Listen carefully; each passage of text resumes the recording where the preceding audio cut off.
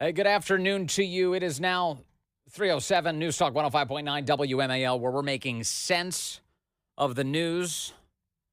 Coming up, Jason Sneed is with us from the Honest Elections Project, as we've got some foreign election meddling going on to try and help Kamala Harris across the finish line. We talk about that with Jason at 4 o'clock. At 5 o'clock, we will be joined by the former deputy assistant to President Trump, who assisted with translation with the family of a fallen soldier, Vanessa Guillen. He was in the Oval Office during that event. And boy, we've got a big story on our hands. The left thinks that they can take Trump down with this one. Of course, that's not true, but I'll explore all the details of it. But Theo Wall, do not miss this conversation coming up at 5 o'clock. And then at 5:30, the governor of the Commonwealth of Virginia, Glenn Youngkin, is back on the program. You can join us today at 888-630-9625, 888-630-WMAL. Just 13 days to go until Election Day 2024. And as I mentioned as we began the week, given all of President Trump's advantages right now, especially in the early vote and all of this available battleground state polling, that the left is going to become more and more unhinged by the day. And just when you think that it's not possible for them to become more crazy, well, they go beneath that bar yet again. And it's happening today. Kamala Harris is out today saying that Trump is like Hitler, that he's a fascist. She's laying the groundwork for the very things that led to now two very public Trump assassination attempts this year, and one of which he was wounded in. This is the kind of vile rhetoric we're seeing in these closing days of the campaign. And in Kamala Harris's campaign, in her case, she is, the thing that she likes to say a lot is that the real test of leadership is not who you tear down, but instead who you build up. And that's true. That's a true and welcome sentiment. What is she doing? What is the pitch that she is making in these final 13 days? Is it about building you up? Have you heard anything about that? Has she spent any time on improving your life in any meaningful way? Or the lives of any other American? Or sealing up our borders?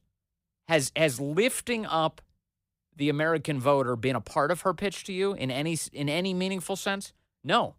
No, the final days of this campaign are and will be dedicated to tearing down Donald Trump and tearing down the people who support him. That's the entire game plan. It's not about uplifting. It's about destroying. And so as people are going to the polls in these early votes, as they head to the polls on Election Day, God willing, they will keep that in mind as they think this through. Who's actually going to lift this country up? And who is using their campaign to tear it down?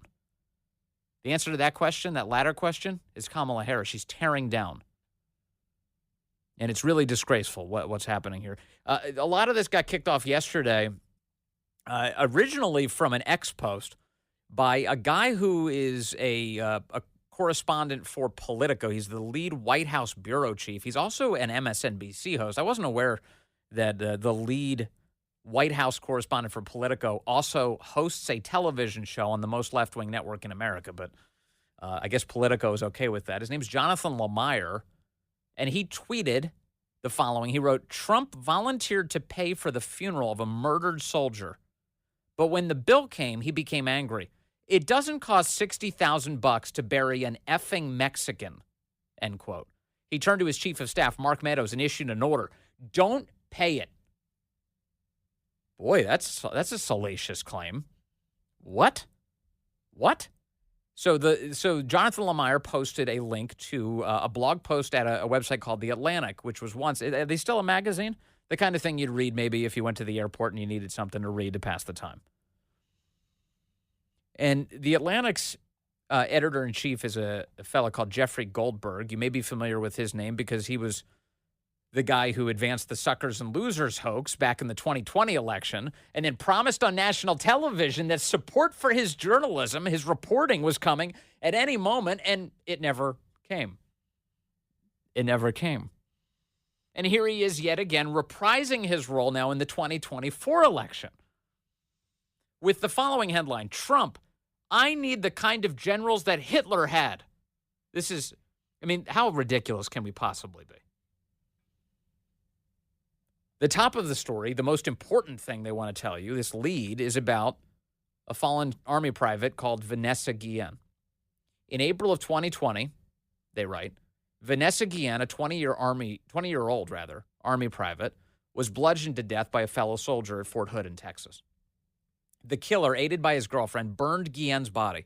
Guillen's remains were discovered 2 months later, buried in a riverbank near the base after a massive search. Guillen, the daughter of Mexican immigrants, grew up in Houston, and her murder sparked outrage across Texas and beyond. Hey, let me pause for a second. Where is Kamala Harris going Friday? What city is she going to? She's going to Houston. When did she announce she was going to Houston? Yesterday, before the Atlantic piece came out. Okay, just making sure I have all this squared away. Kamala Harris is going to a state that's not actually up for grabs. She's going to Houston, Texas. This was announced yesterday morning before the Atlantic piece ever appeared. And this story revolves around Vanessa Guillen, who grew up in Houston. Any coincidences here? I guess there's another part that I should pause to tell you about. The Atlantic is owned by Steve Jobs' widow. And in fact, her name is Laureen Powell Jobs. Is it Lauren or Laureen? Her name's spelled Laureen, but Lauren Powell Jobs. She's the founder and president of something called Emerson Collective. And she's the majority owner of The Atlantic. And Ms. Jobs has been friends with Kamala Harris for years. Fortune magazine wrote a piece some time ago on this. They said, in fact, these two powerful women are so close, Harris has referred to Powell Jobs as part of her family. In 2017, then Vice President Joe Biden swore in Harris as a U.S. Senator. And right after the ceremony, they posed for a photo in the Capitol with her family. Then she asked Biden to take a picture with her, quote, extended family, according to a report in the New York Times. Lauren Powell Jobs, one of the richest women in the world, was quick to jump in. So when she was sworn in as a senator back in 2017, Kamala Harris pulled in close Lauren Powell Jobs to stand with her in her, quote, extended family photo.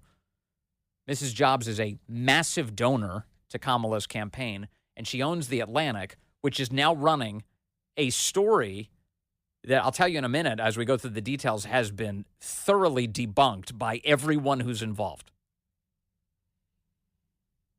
So here we go. Back to the piece. Guillen, the daughter of Mexican immigrants, grew up in Houston. Her murder sparked outrage across Texas. Fort Hood had become known as a particularly perilous assignment for female soldiers, and members of Congress took up the cause of reform. Shortly after her remains were discovered, President Donald Trump himself invited the Guillen family to the White House. With Guillen's mother seated beside him, Trump spent 25 minutes with the family as television cameras recorded the scene. In the meeting, Trump maintained a dignified posture and expressed sympathy to Guillen's mother. Quote, I saw what happened to your daughter, Vanessa, who was a spectacular person and respected and loved by everybody, including in the military, Trump said. Later in the conversation, he made a promise. If I can help you out with the funeral, I'll help. I'll help you with that, he said. I'll help you out. Financially, I'll help you, he said. Cataly Kawam, the family's attorney, responded, quote, I think the military will be taking care of it. Trump replied, good. They'll do a military. That's good. If you need help, I'll help you out. Later, a reporter covering the meeting asked Trump, have you offered to do that for other families before? Trump responded, I have. Personally, I have to do it personally. I can't do it through the government. The reporter then asked, so you've written checks to help for other families before this? Trump turned to the family still present and said, I have, because some families need help. Maybe you don't need help from a financial standpoint. I have no idea what. I just think it's a horrific thing that happened, and if you did need help, I'll be there to help you. That was Trump. Now, as the Atlantic notes here, there were cameras rolling. In other words, we have audio. Here's that meeting in the Oval Office. You mean you haven't had a funeral because this is quite a while now? Yeah, right. Because I even saw it quite a while ago. Correct. And because you don't have the body yet. No remains. That's all we're. But they have the body. The remains. Okay. It's just a disgrace. And how can someone be capable of doing that? No, it's a terrible thing. When would you like to have the funeral? When? As soon as possible. As soon as possible, I agree. As soon as possible with the funeral. We make sure that happens. Ya, Okay, es que please? tienen que entregármela ya. Thank you. Ya porque es. Where es will you su have the hermano. funeral? Do you know? Houston. In Houston? Yeah. All right. This And if is- I can help you out with the funeral, I'll help you out. I'll help you out financially. I'll help you. I think the military will be taking care of it. Good. They'll do military. That's good. If That's the attorney saying, look, the military is going to cover it. We'll be okay. So we don't need you to help personally, but thank you for that. you need help, I'll help you out. Thank you, President. Okay, if they need something, we'll take care. We'll make sure she is very respected. So that's an important detail. I want you to cling to that detail for a moment because that's where she says that the family's attorney, a spokeswoman on behalf of the family who's helped navigating all of this, says, we're going to be okay. It's going to be taken care of. But thank you for that generous offer. So the piece continues. They say a public memorial service was held in Houston 2 weeks after that White House meeting. It was followed by a private funeral and a burial in a local cemetery, attended by, among others, the mayor of Houston and the city's police chief. Highways were shut down. Mourners lined the streets. 5 months later, the Secretary of the Army, Ryan McCarthy, announced the results of an investigation, cited numerous leadership failures at Fort Hood, and relieved or suspended several officers, including the base's commanding general. In a press conference, McCarthy said that the murder, quote, shocked our conscience and forced us to take a critical look at our systems, our policies, and ourselves. Now, here's where the piece starts to turn into, my sources tell me. This is now The Atlantic. According to a person close to Trump at the time, the president was agitated by McCarthy's comments and raised questions about the severity of the punishments dispensed to senior officers and non-commissioned officers. In an Oval Office meeting on December 4th, 2020, officials gathered to discuss a separate national security issue. Toward the end of the discussion, Trump asked for an update on the McCarthy investigation. Christopher Miller, the acting Secretary of Defense, Trump had fired his predecessor, Mark Esper, 3 weeks earlier, writing in a tweet, quote, Mark Esper has been terminated. Christopher Miller was in attendance, along with Miller's chief of staff, Kash Patel. At a certain point, according to two people present at the meeting, Trump asked, did they bill us for the funeral? What did it cost? According to attendees and contemporaneous notes of the meeting taken by a participant, an aide answered, yes, we received a bill. The funeral cost $60,000. Trump became angry. Quote, it doesn't cost $60,000 to bury a effing Mexican, end quote. He turned to his chief of staff, Mark Meadows, and issued an order. Quote, don't pay it, exclamation point. Later that day, he was still agitated. Can you believe it? He said, according to a witness. Effing people trying to rip me off, end quote. All right, so that's the story. And so what you have here at the top is an allegation that President Trump, when the cameras were rolling, he offered to pay for this funeral, but that guy behind the scenes, he was so angry about this, and he's racist, and he doesn't like our troops, and he's treating the family like garbage. That's the contention. That is not the family's interpretation of any of this at all. In a moment, I'm going to share with you all of the people, including people who are in that room, who are now coming out and saying everything about this is garbage. Everything. And what we're witnessing is the same thing we always witness from the left, which is that they will pick up an American family, they will pick up an American citizen, they will distort the actual story of their life beyond recognition. They will exploit the invented story. They will leave that family hurt and destroyed by the media attention and the obsession over that family. And then they will never look back at the wake of destruction that they've created. This happens over and over and over again. And now we have the family of an American veteran who was brutally killed, who just wanted answers, who found comfort at the White House from the President of the United States. Now they are being dragged through the mud. Now they are being attacked. You have surrogates for Kamala Harris today attacking them. Today. Because the family is saying, we love Trump.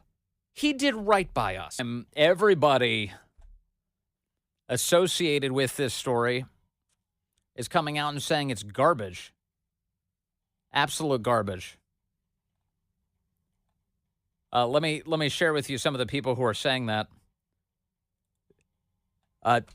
The soldier's sister is out saying this. Her name is Myra Guillen, and she posted yesterday, within minutes of the Atlantic story going up, she said, "Wow, I don't appreciate how you're exploiting my sister's death for politics. Hurtful and disrespectful to the important changes she made for service members. President Donald Trump did nothing but show respect to my family and Vanessa. In fact, I voted for President Trump today," she said. She early voted for President Trump yesterday. The attorney who represents the family, her name is Natalie Coam, she said this, after having dealt with hundreds of reporters in my legal career, this is unfortunately the first time I've got to go on record and call out Jeffrey Goldberg at The Atlantic. Not only did he misrepresent our conversation, but he outright lied, all capital letters, in his sensational story. More importantly, he used and exploited my clients and Vanessa Guillen's murder for cheap political gain. I would also like to point out that the timing of this, quote, story is quite suspicious, as this supposed conversation that Trump had would have occurred over 4 years ago. Why a story about it now? She says, pointing to the obvious effort to get Kamala across the finish line. Mark Meadows, then the chief of staff to President Trump, said this, "I was in the discussions featured in the Atlantic's latest hit piece against President Trump. Let me say this. Any suggestion that President Trump disparaged Ms. Guillen or refused to pay for her funeral expenses is absolutely false. He was nothing but kind, gracious, and he wanted to make sure the military and the U.S. government did right by Vanessa Guillen and her family." And then I've got another one. It's from Theo Wald. He was in that meeting with President Trump and the family. He was doing the translation. Instead of reading his message to you, I'll let him tell you himself. He's coming on the show at 5 o'clock. We'll talk to Theo Wald about what happened in the Oval Office. We've got a lot more to get to, including what President Trump actually did for the family after that meeting. I'll share that. Hey, good afternoon to you. 3:35 here at News Talk 105.9 WMAL, where we're making sense of the news. Coming up on the program, Jason Sneed from the Honest Elections Project is here at 4 o'clock. We'll talk about the ways that a foreign government is once again meddling in our elections to help Democrats, to help Kamala Harris. It's a huge story. Jason discusses it 4. Theo Wald is here at 5 o'clock, a former deputy assistant to President Trump. He was the translator in the room with the Guillen family, that private Vanessa Guillen, who was murdered back in 2020. The family appreciated President Trump's meeting with them. Theo Wald will explain what actually went down. And Governor Glenn Youngkin is here at 5:30. There's a big Vote Early, Win Virginia rally taking place this Saturday, and the governor is going to chat with us about that in this very important election. Just 13 days to go. You can join us, 888-630-9625, 888-630-WMAL. The hysteria that the media is undergoing right now is reaching new levels, if you can believe that. So I just read to you a portion of an Atlantic piece put out late yesterday, designed to slander President Trump as a guy who doesn't like troops and is racist towards Mexicans. That's the centerpiece of all of this. And everybody involved in the story says it's false. Everybody who is referenced as being in the room or around it says it's false. It's not even true. The family loves President Trump. They're grateful to him. But here's how CBS presented it to their audience last night. 2 weeks from Election Day, as the final battleground sprint is underway. Every hour matters for these candidates as they try to reach as many voters as possible in the key states that will decide this election. For Donald Trump, that meant speaking at a roundtable in Florida at his golf club, courting the Latino vote after that campaign stop. A new report that Trump, while president, used the F word to describe a murdered Mexican-American soldier. That story is that Trump scoffed at the price of a funeral he offered to pay for Private Vanessa Guillen, something Trump's team tonight denies. What part do they deny? That he offered to pay? That part is on tape. Now, I played in the last half hour, I played the tape in the Oval Office. President Trump says, if you need financial help for the funeral, I'll give it to you. And the response from the representative for the family, the attorney was, no, don't worry, the government's going to help us out. The federal government covers it. And he's like, okay, good. Here's what I know about this. President Trump, after that meeting and in the weeks and months that followed, he fought to get her a line of duty designation. In other words, that she died in the line of duty while she was assigned to Fort Hood. And the reason and he successfully did that. And the reason he fought for that designation is because it confers benefits on the family, on the survivors. And, there are a number of benefits available to the families of fallen service members, and among them is SGLI, which is life insurance, Service Members Group Life Insurance.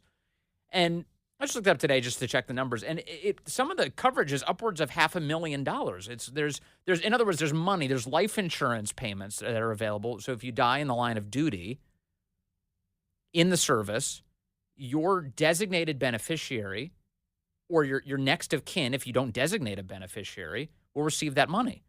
So, in other words, if a funeral had to be paid for up front by the family, if that's the case here, and President Trump successfully was able to get her the benefits that were owed to her and her family, he succeeded in getting money to that family to help cover their expenses.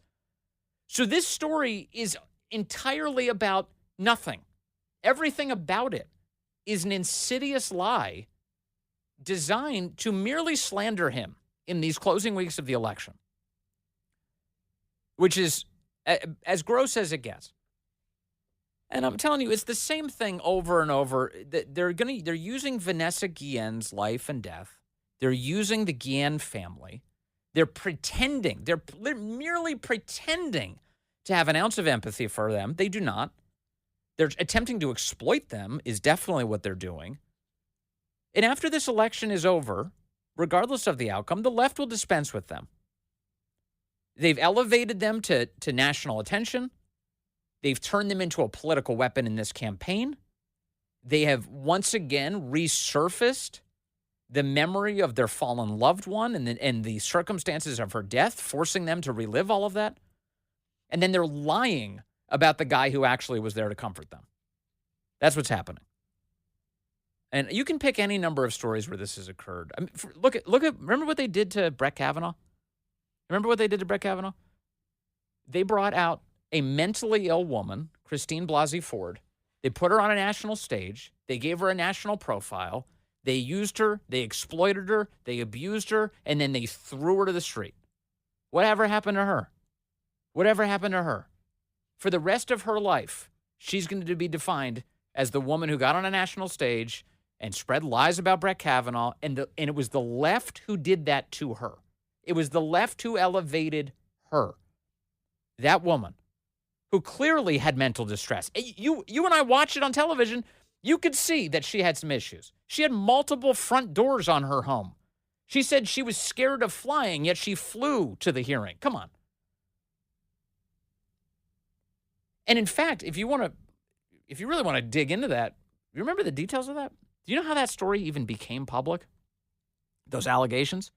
It was Dianne Feinstein who had the allegation in her office. They had it, but she didn't release it. And the Kavanaugh hearing was getting late. He was headed towards confirmation, and the left was getting desperate.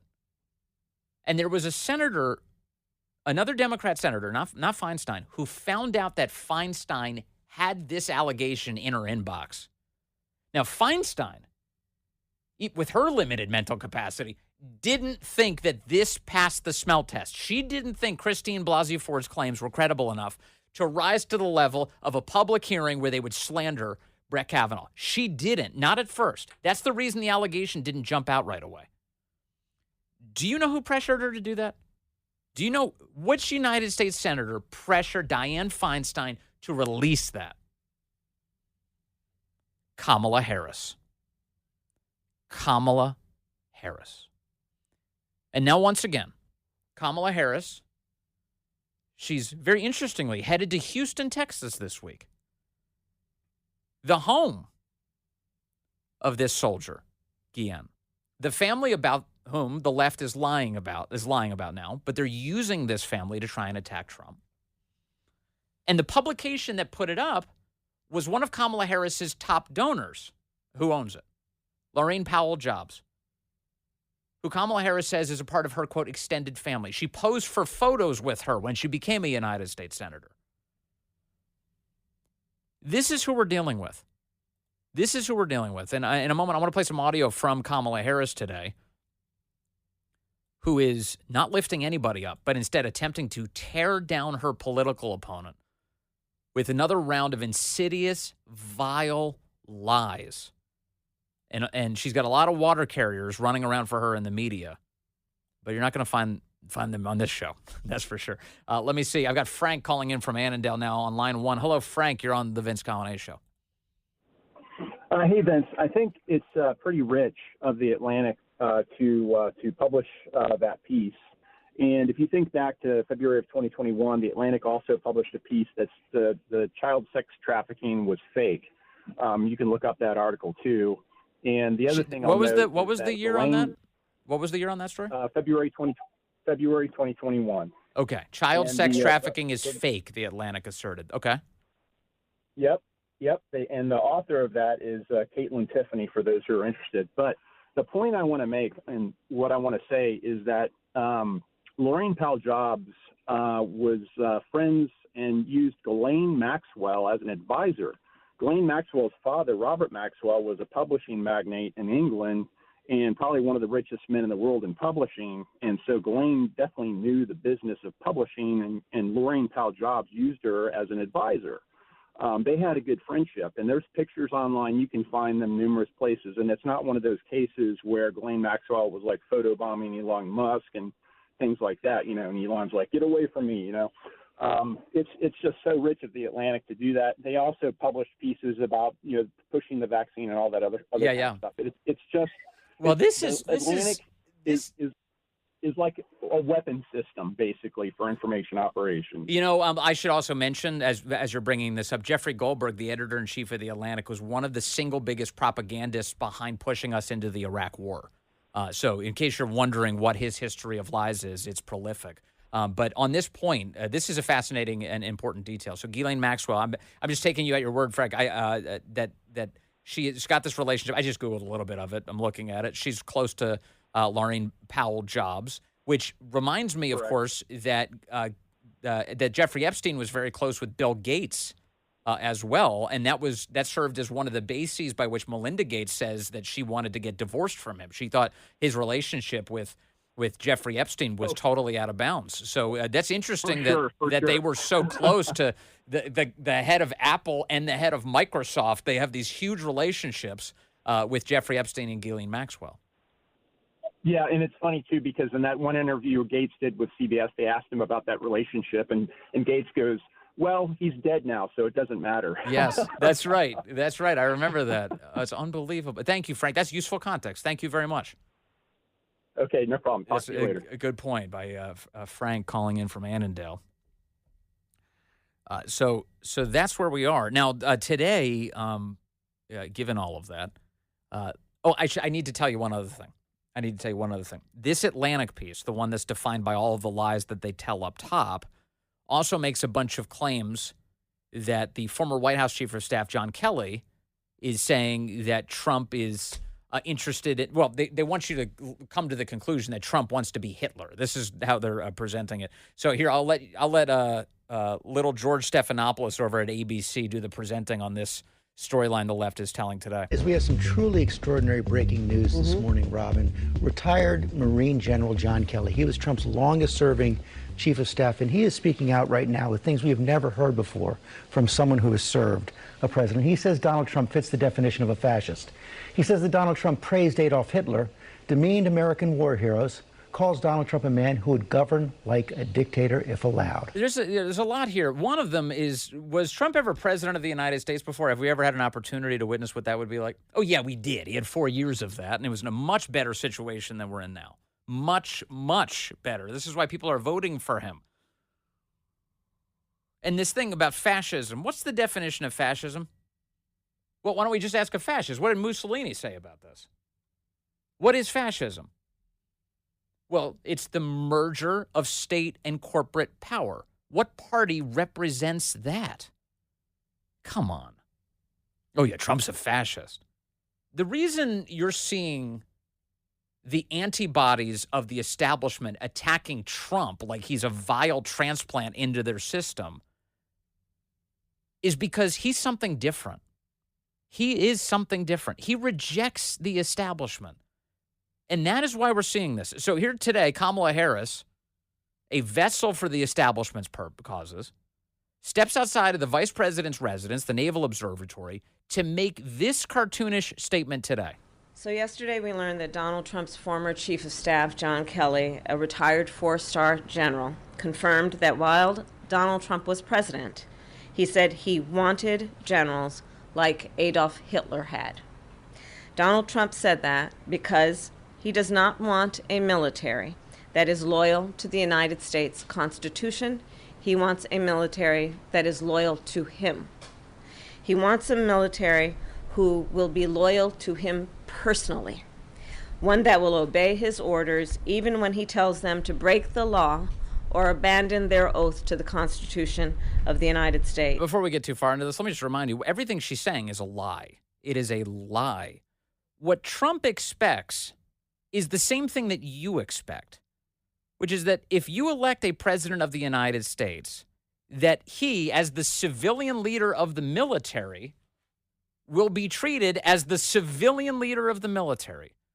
That you won't have general officers or anybody else down the food chain thinking that they have a superior role to the president of the United States. That way lies madness. That's a coup. That's a military coup.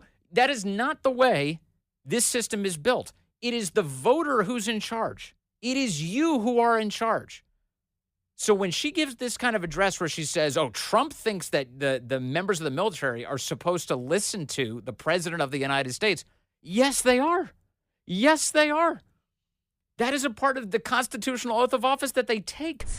In just the past week, Donald Trump has repeatedly called his fellow Americans the enemy from within. No. And even said that he would use the United States military to go after American citizens. This is such crap.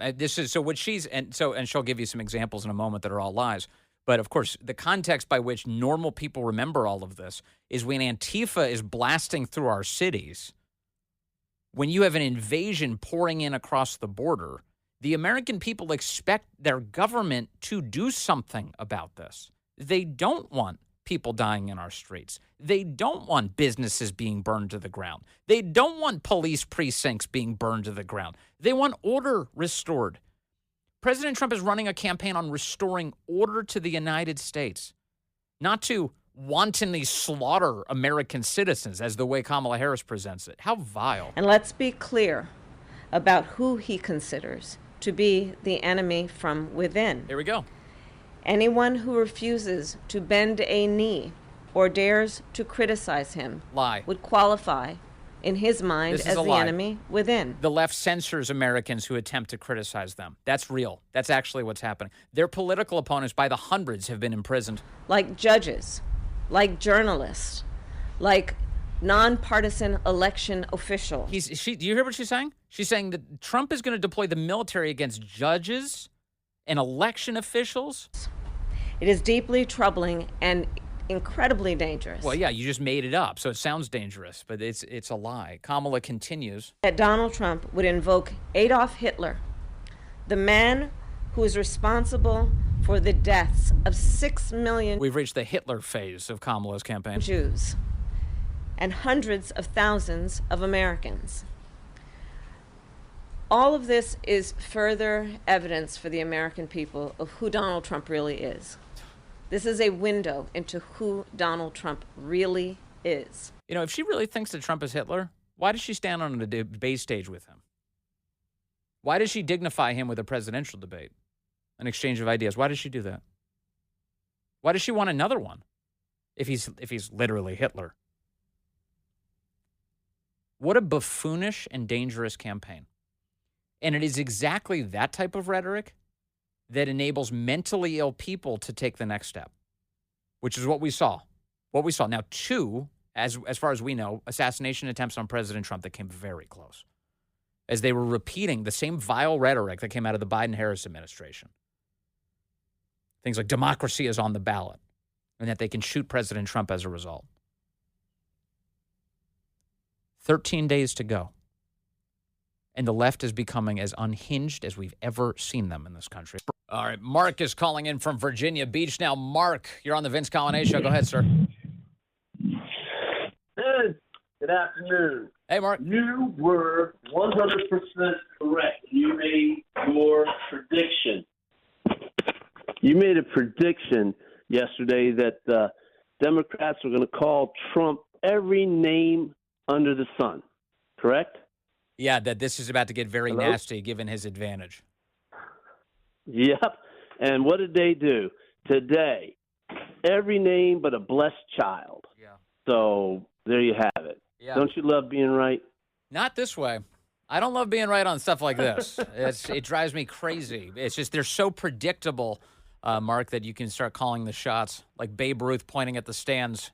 Here it comes. Thank you, Mark. I appreciate it. This is getting more and more wild by the minute. In fact, the election interference is obviously underway.